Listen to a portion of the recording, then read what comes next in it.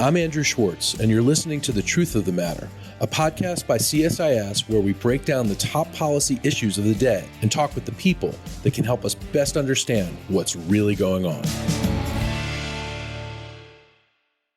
To get to the truth of the matter about the second year anniversary of the Russian invasion of Ukraine, I have with us Dr. Eliot Cohen, our Arleigh Burke Chair in Strategy. Eliot, so good to have you back, even under such dire circumstances we're talking in the world right now.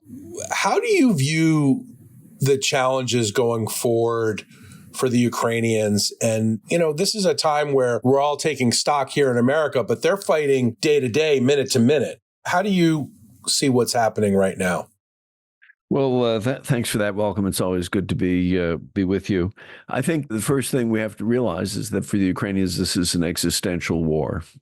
So they approach it very differently than we did, say, the Afghan or the Iraq wars, or indeed any war since World War II, and maybe not even that. So, they're clearly tired, they're clearly grieving, and they've suffered a lot, but their outlook is very different. I think the psychological challenge that they have now is that it looks as though this war will go on for at least another year, perhaps longer. They're deeply concerned about American support and whether Congress will come through, which is a critical thing, and whether, fundamentally the backing will be there for them to really be able to defeat Russia. But I don't think there's any question but that there is a commitment to winning the war and to defeating Russia. Defining that as really expelling Russia from territory that's Ukrainian, has been Ukrainian since 1991. And the reason for that is that the conviction is pretty much universal that if they don't do that, they'll just be setting themselves up for another war. So they're quite resolute in my experience. And you mentioned the United States Congress, which is a key component of this war. Right now, I suppose aid is not certain at all. In fact, it's uncertain. How do you see the equation here in the United States? Where is the Congress on this?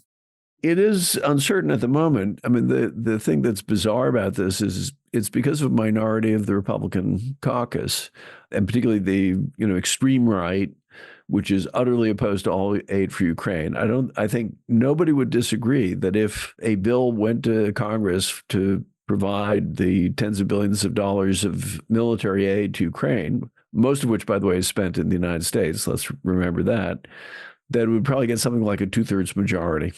And so it's being blocked by a small number of kind of willful, stubborn isolationists who in some cases actually sympathize with the Russians in a perverse way and not with the Ukrainians.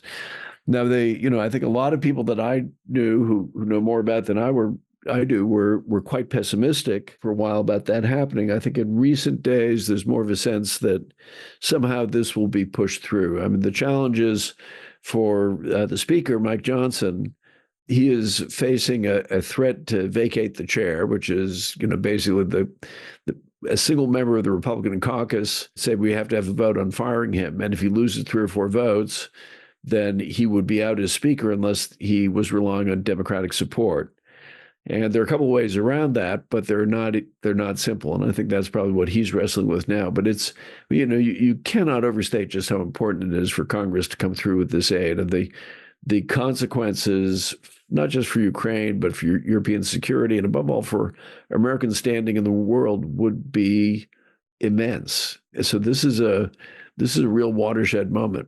So what happens if the United States doesn't come through for Ukraine? Some of the consequences are just catastrophic, aren't they? Well, the consequences are already being felt. The Ukrainians lost Avdiivka. They've had to pull back a couple of kilometers here and there in other places. And that's because they're wildly short of basic munitions. That includes particularly 155 millimeter shells, but also it's air defense munitions. And one of the things that's worrying is if you look at the daily statistics for how many drones and missiles the Russians fire and how many get through as opposed to being shot down, the percentage has gone up. And that's, again, a direct reflection of lack of American support. And then there's a lot of other stuff that the Ukrainians need if they're simply going to be able to hold on, and they're going to need even more if they have hopes of carrying out an offensive. Now, the good news, kind of very thin silver lining in all this, is the Europeans, I think, have at last woken up to the possibility, which troubles me greatly, but it's a real possibility, that the Americans simply won't be there to provide the aid that they have. And so they're now talking about doing more dramatic things, to include importing munitions from overseas that the Czechs have offered to arrange if they can get the funding. I think there has been, there's no question, there's been construction of factories and expanded production in a lot of countries, including some like Finland that don't talk about it that much. So, that will all be there, but it's not going to make up for the United States. Not in the short run, it won't. With all this isolationism that we're seeing in the Congress, doesn't it occur to some of these folks that by doing that, the United States is really abdicating world leadership to the Europeans, to others, to even to the Chinese? I think they don't care. First, I think some of these people are really know very little about the world and care even less. Politicians normally are inwardly focused, as they should be. But I think this is a group that is particularly narrow. They haven't traveled that much overseas. They've never thought about foreign affairs. Some of them, like Rand Paul, are kind of in the grip of an ideology which is, libertarian and isolationist. And there are rival think tanks in this city that push this line. So that's what's going on. But I think it's also part of the drama of what's unfolding in the Republican Party. And, the domination of that party by Donald Trump, who has been extremely sympathetic to Vladimir Putin, extremely unsympathetic to the Ukrainians. And there's a desire to please him and to respond to his every whim. And I think the signals coming out from Mar-a-Lago is he doesn't particularly want to see a lot of aid going to Ukraine. And so people are reacting to that, or in some cases anticipating what they think he will think. And the result is something that's damaging not just the Ukrainians, but to America's standing in the world. Indeed. President Zelensky of Ukraine announced just a couple of days ago that the death toll among Ukrainian soldiers is up to 31,000, I believe. That's a staggering number. It's probably too low. The overall assessment seems to be that the Russians have taken about 400,000 killed or badly wounded enough to take them off the field or captured. I think a lot of people doubt that 31,000 number.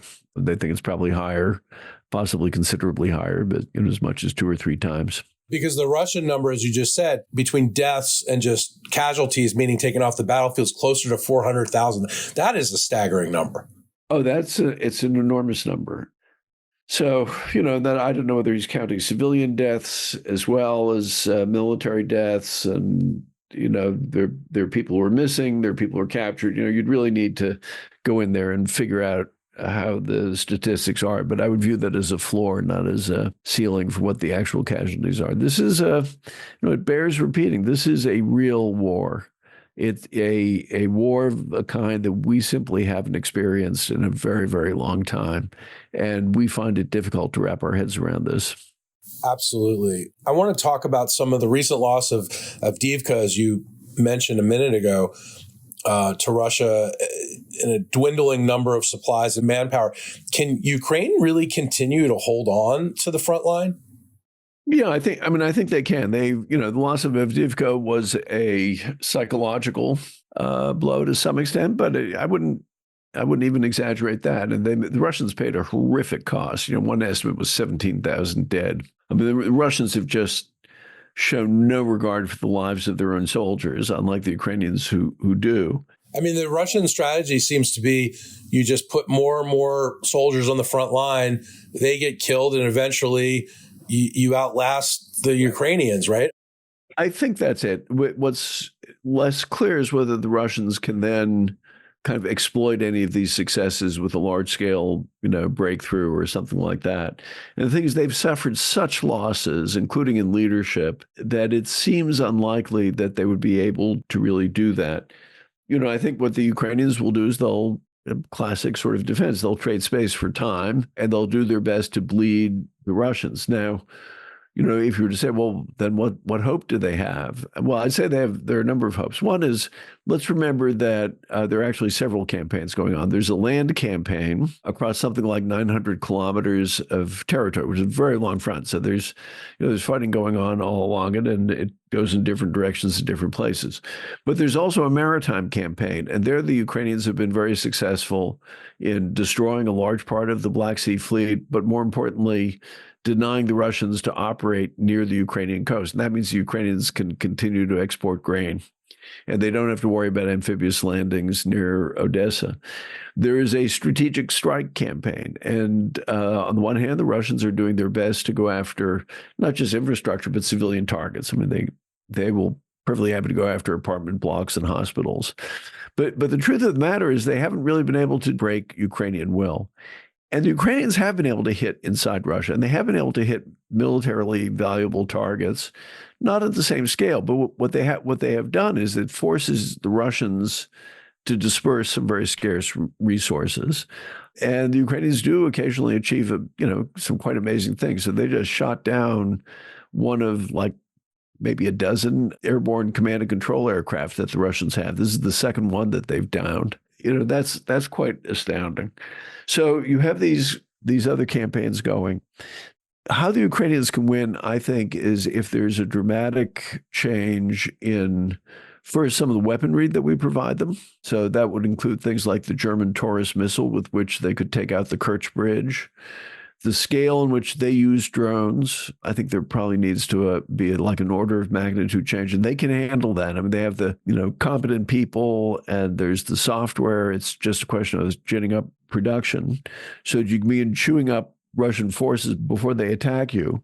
And then I think the third thing is it's not just a question of providing much more equipment. Some of these M1 tanks, for example, that we have in storage, and by the way, we have lots of stuff in storage that we could be giving them. But I think the higher level unit training that they need, they're putting people in the field with 4 weeks of training. Well, basic training in a modern Western military is somewhere between 12 and 22 weeks. And so that's not nearly enough. And then you need high level unit training and, training of staffs. And I think that's one of the areas in which the West has really fallen down. We have not been providing that. One of the things that I would really like to see is us being willing to have a military advisory mission in Ukraine.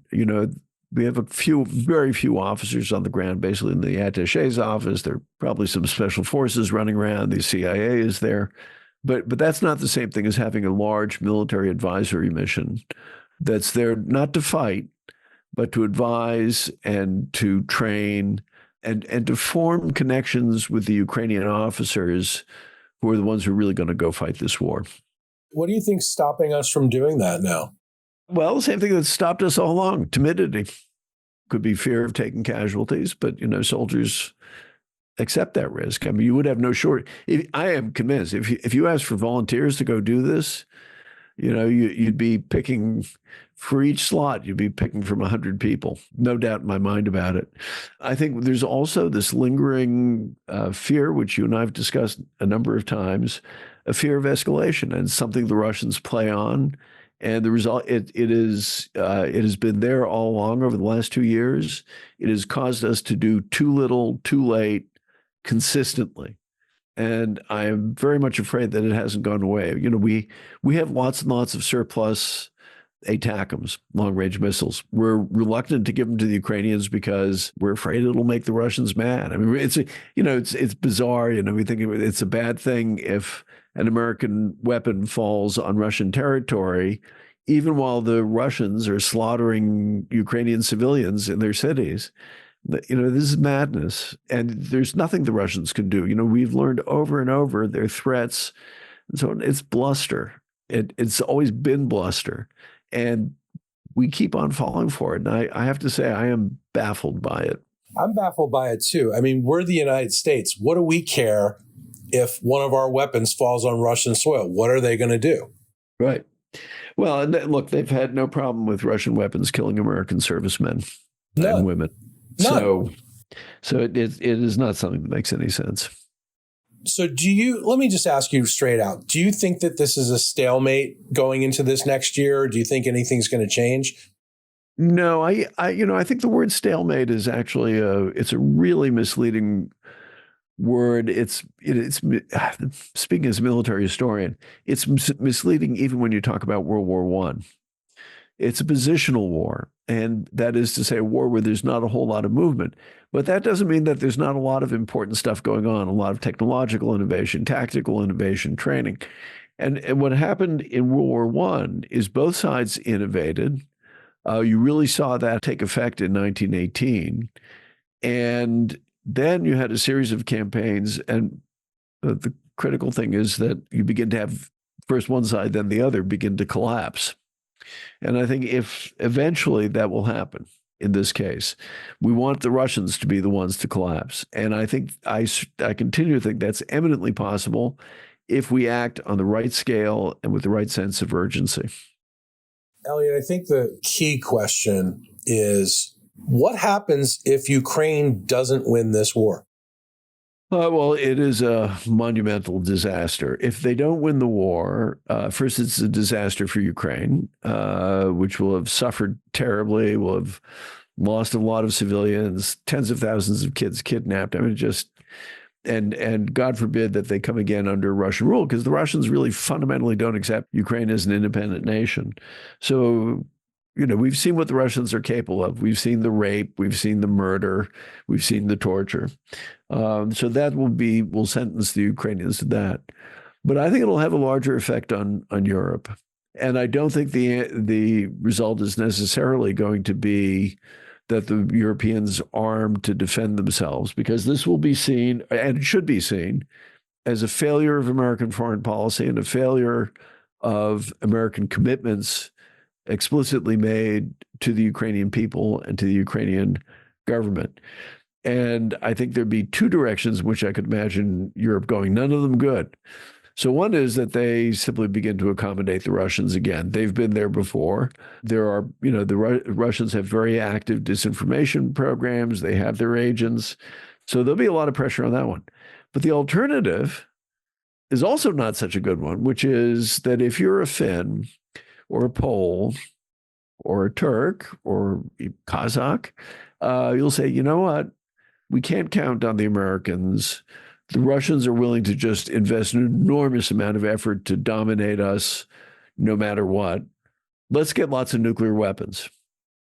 And the result would be a, explosion of nuclear proliferation, which itself would be a catastrophe, because it would, at first, I think it just raises the possibility of preventive wars launched by the Russians or the actual use of nuclear weapons. Which is something we've managed to avoid. But it would also have effects in the rest of the world. And that's, if the Europeans are all nuclear armed, I bet you the Taiwanese and the Japanese and the South Koreans become nuclear armed. That destabilizes that part of the world. One other thing I should add is, I've been traveling in both Europe and Asia the last year. And it is really striking to me that the Taiwanese, the Japanese, they are paying a lot of attention to what's going on there. And the credibility of our commitments in the Indo-Pacific are directly linked to the success or failure of Ukraine. And, people in Congress who are voting on these things need to be aware of that. Eliot, a lot to think about as always. Thank you so much for coming on and sharing some of your thoughts. Thank you so much. Happy to do it. If you enjoyed this podcast, check out our larger suite of CSIS podcasts. From Into Africa, The Asia Chessboard, China Power, AIDS 2020, The Trade Guys, Smart Women, Smart Power, and more. You can listen to them all on major streaming platforms like iTunes and Spotify. Visit csis.org/podcasts to see our full catalog.